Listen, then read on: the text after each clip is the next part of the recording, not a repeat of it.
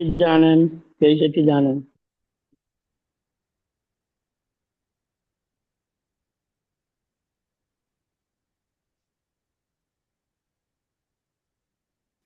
અડકા લાગ્યા ને દાજ્યા જગ મોહો સ્થાનમાં, અક્કારા જીવતર થયા પારકી પંચાતમાં. ભગવાને કહ્યું છે કે મિશ્ર ચેતનને તો ભૂલે ચૂકે કોઈ દાડો તર છોડ મારમાં. દ્વેષ ઝેર ઓકશે જ આંખોથી આગાળમાં, ભડકા લાગ્યા ને દાજ્યા જગ મોહો સ્થાનમાં. ડાચાએ દિવેલો ચડશે મમતાના મારમાં, ચઢે ને ઉતરે છે મોઢા રાગી દ્વેષી ખારમાં. પંચેન્દ્રિયના ખુલ્લા બારા ખેંચશે ભય સ્થાનમાં, અડકા લાગ્યા ને દાજ્યા જગ મોહો સ્થાનમાં. ચિત્ત વૃત્તિ ઘૂમે વધુ રસાળિયા વિષયમાં, ખાણા પીણા જોવા સુણવા અનંતા વિષયમાં. દર્શન મોહીને જ દોષ છે અજ્ઞાનમાં, ભડકા લાગ્યા ને દાજ્યા જગ મોહો સ્થાનમાં. જય સચ્ચિદાનંદ. ભડકા દાચ્યા ને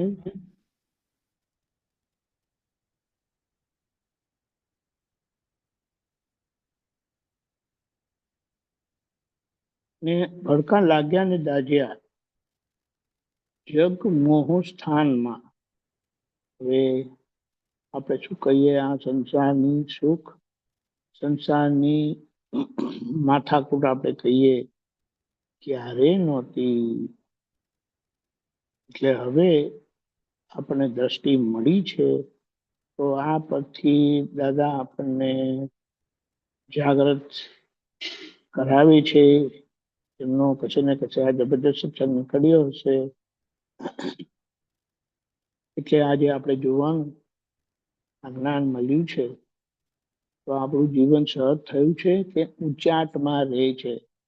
આપણું જીવન આકરું લાગે છે કે સહેજ પસાર થાય છે? પણ અહીંયા જે કીધું, આકરા જીવતર થયા પારકી પંચાતમાં. પારકી પંચાતમાં એટલે પેલા શું કરે છે, પેલી શું કરે છે, આમના ઘરે શું થયું, આમના પરિવારમાં શું થયું, આ ધર્મમાં શું થયું, પેલા ધર્મમાં શું થયું, પેલા સંપ્રદાયમાં શું થયું, આ સંપ્રદાયમાં શું થયું. બોલો, દાદાનું આ જે વાક્ય છે, સબ શક્તિ સંભાલો મેં મેરી ફોડતા હું, એમાં બધી જ કલ્યાણ ભાવના અને સ્વાર્થ આવી ગયો, જે મોક્ષે લઈ જાય એવું છે. શું કીધું? ભગવાને કીધું છે કે મિશ્ર ચેતનને તો ભૂલ ચૂકે કોઈ દાડો તરછોડ ના મારશો માં. અને આપણે હવે જોવાનું કે આપણા જીવન વ્યવહારમાં મિશ્ર ચેતન એટલે જે મિશ્ર ભાવે જીવે છે.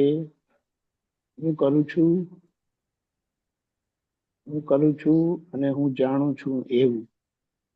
તો હવે વિચાર કરો કે આપણે અહીંયા કઈ જાગૃતિથી રહેવું જોઈએ. અને પરિણામે શું કીધું?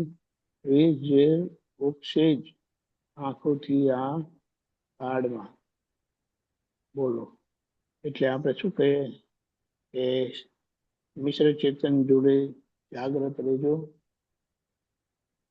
અને કેમ કરીને એમના હિસાબમાંથી આપણે છૂટી જઈએ સંભાવે નિકાલ કરીને.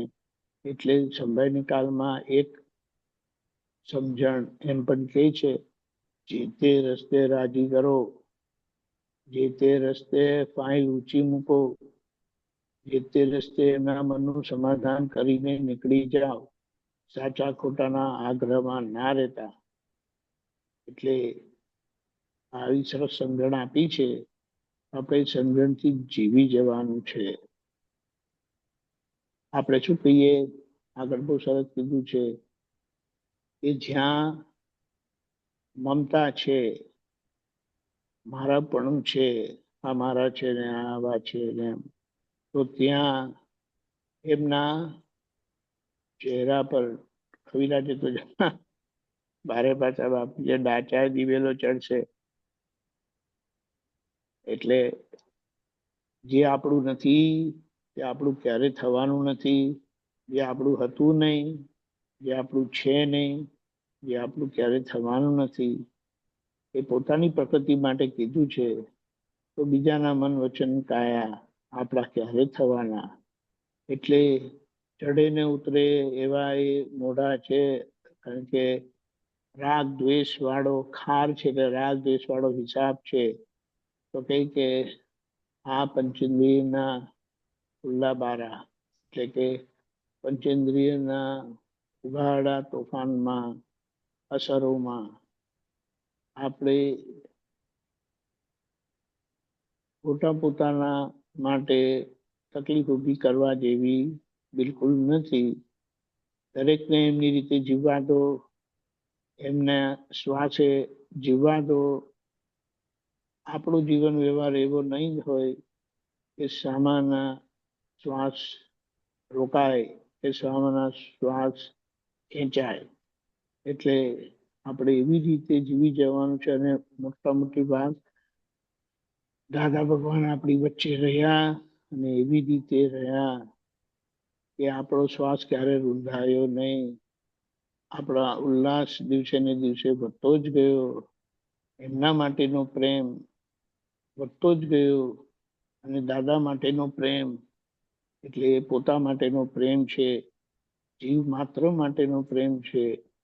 કારણ કે દાદા જીવ માત્ર જોડે અભેદ હતા, અને એમના માટે પ્રેમ થયો, સ્નેહ જાગ્યો, તો જીવ માત્ર જોડે એ ખુલ્લો થઈને રહેશે.